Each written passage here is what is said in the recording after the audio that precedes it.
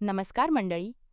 बाहेर उन्हाचा पारा वाढतोय आणि शरीराची लाहीलाही होते मग अशा वेळी फक्त पाणी पिऊन भागत, नाहीतर आपला आहारही तसाच हवा. उन्हाळ्यात शरीर नैसर्गिकरित्या थंड ठेवण्यासाठी आहारात कोणत्या भाज्यांचा समावेश करावा?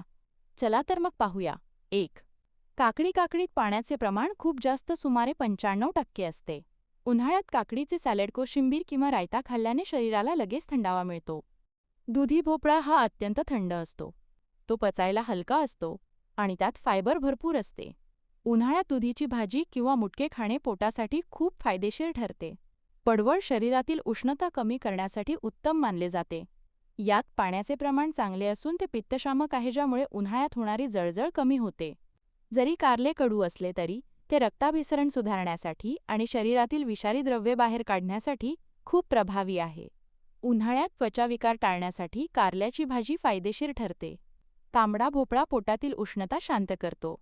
तो पचायला अतिशय हलका असून त्यातील जीवनसत्त्वे उन्हाळ्यात ऊर्जा टिकवून ठेवण्यास मदत करतात.